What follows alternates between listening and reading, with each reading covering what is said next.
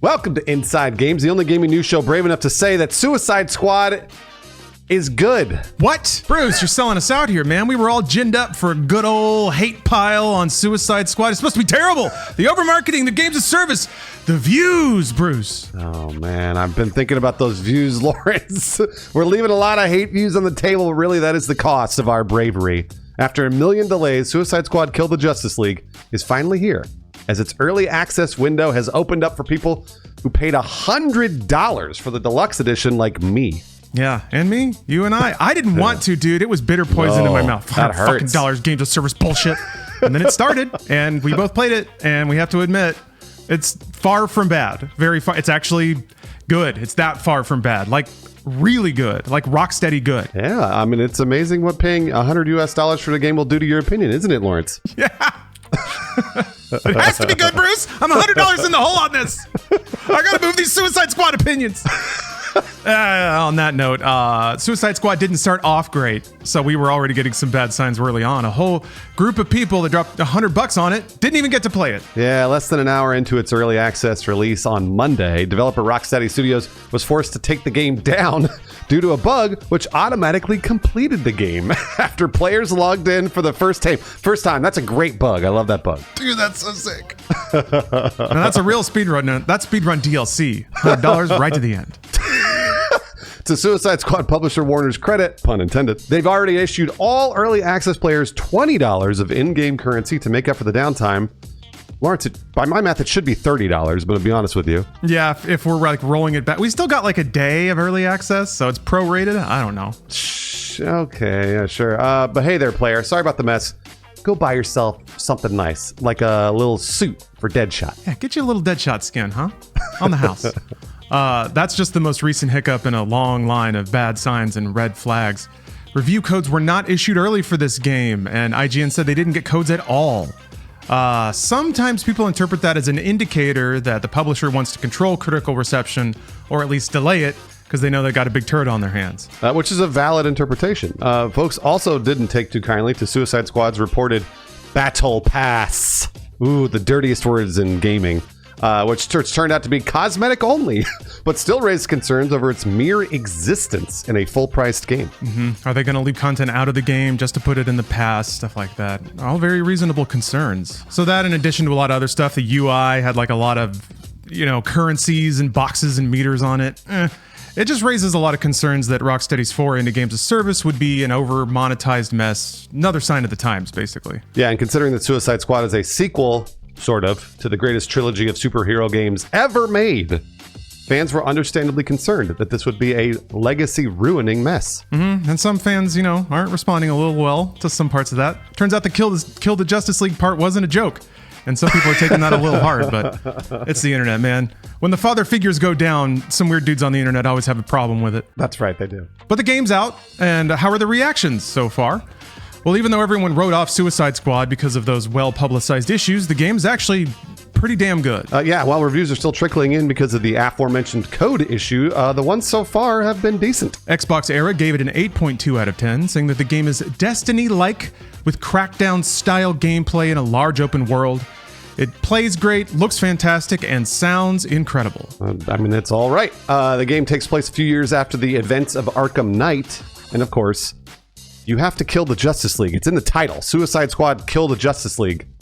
Because they are under the control of the evil Brainiac. Mm-hmm. Players take on the roles of Harley Quinn, King Shark, Deadshot, and Captain Boomerang, and you can play solo or with up to 3 friends. Video Games Chronicle gave it 4 out of 5 stars, saying it was a much better game than we expected. Expectations, man.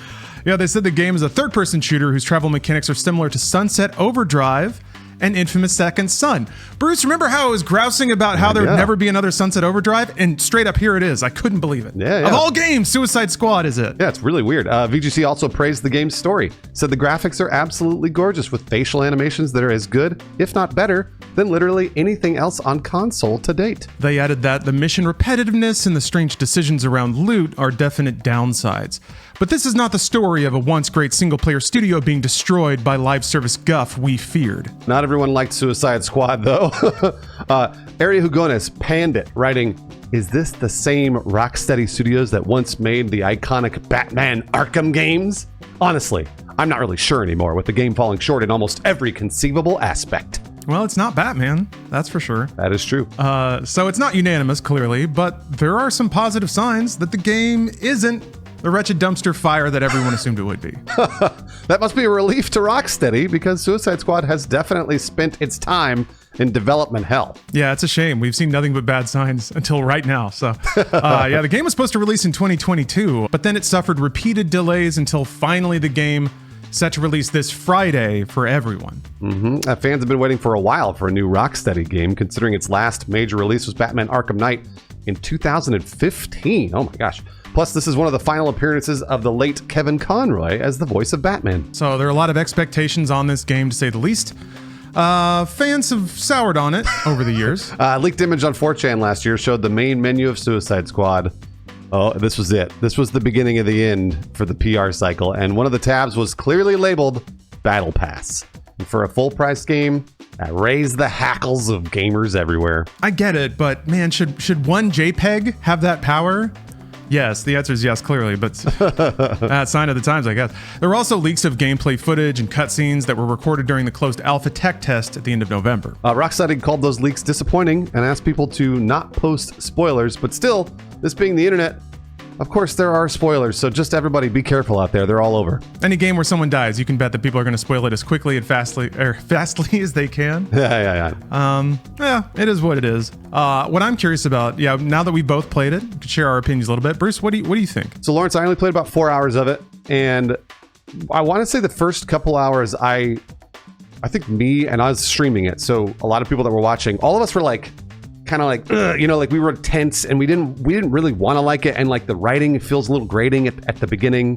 There are a lot of quips, obviously, and so I think for the first 2 hours I was kind of like, yeah, this is okay, and I don't know what happened, but something clicked. Like 2 hours in, all of a sudden everything sort of fell into place. Like the gameplay fell into place.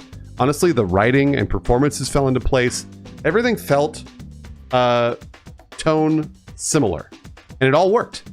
And then I was like, all right, I get it. And then I just went around, started doing stuff. And a good sign for me in an open world video game is generally when I am running to an objective in an open world video game, I get distracted by something else. And that's what happened to me. Just constantly distracted by combat or like some other random encounter that I was like, oh, that'll be fun. I can really, I can do that and get a new weapon or get a new shield or whatever. And I have to say, this is very much like, I don't know if you played Marvel's Guardians of the Galaxy. Guardians of the Galaxy was exactly the same. Nobody wanted to like that game, and I played it for the first hour or so, and I was just like, I'm so tired of them talking. Please stop talking. And then, I don't know what happened, but an hour and a half in, it clicked. And all of a sudden, I was like, all right, I get it. And then I was laughing at the jokes, and like, I totally got it. So like, I don't know if that's a sign of the fact that the writers and performance capture and all that other stuff just sort of, they all got it and they all started enjoying it, but that's what happened to me, and I'm only 4 hours in. Lawrence, you almost beat the game, right?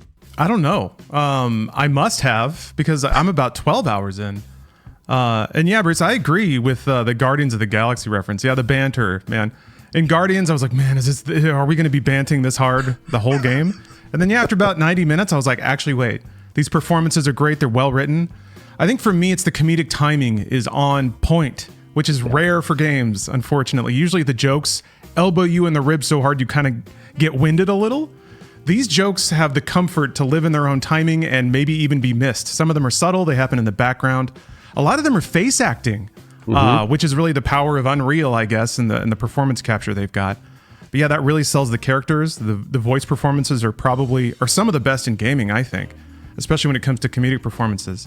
Yeah. For me, though, personally, what tickles me and what I was afraid of is that whenever games become multiplayer, they tend to get simpler for a few reasons. One is that like you want everyone in, right? So you need people of different skill levels to be able to coexist in a game and all feel like they're doing something. And then I think just the engineering part of it, being online, having latency, you need a bunch of fuzz to kind of absorb all that lag and have it visually make sense on the screen when other players are doing stuff.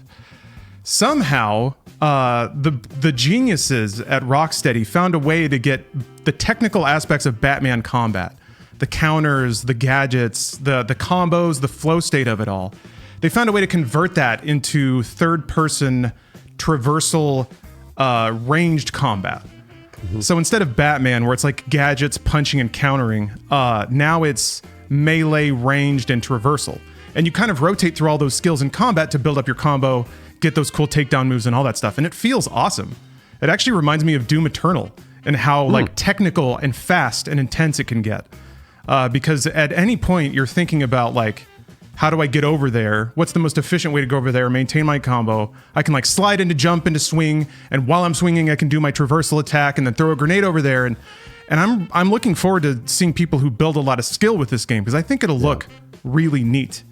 And yeah, all the preview footage I saw of gameplay was very, very, very basic. You know, it was just blap, blap, blap, enemy dead. And I thought that was going to be the sum total of the game. So I'm personally super gratified that they made the gameplay aspects of it like have a high skill ceiling. But at the same time, all the other aspects of it are so incredible. The way Metropolis looks, Yeah, man, it looks great. There hasn't been a game in Metropolis yet. It's weird. It's almost like there should have been a Justice League game before this in Unbroken Metropolis. That's how good the map looks. And then this was the game that happened after it, where they took the map they already made and smashed it. But yeah, you get all these cool 1940s Art Deco buildings and accents that have been smashed by like alien tendrils. It's essentially like the 90s animated Superman cartoon. That's right. In the way that Arkham was kind of a sort of reinterpretation of animated series Batman. So you have all these like vaulted buildings with cool brass accents and curved lines. I can't get over how cool the city looks too. So it's just like, and the music, oh my God, I can't stop ranting about it enough. That's true. Guitars are back. So yeah, it's bold, it's well executed, it's got a vision that I think everything kind of syncs up somehow. It's fun to play. So I'm kind of blown away. I was expecting this to be totally flat, and now I can't wait to play it more. So Me too. Lawrence and I can actually play it together. We should say, by the way, neither one of us have played co-op yet. So we both played solo, and then you have 3 other bots along with you. And I have actually heard that co-op might slow it down a little bit. There might be a little bit of lag. I don't know that that's true.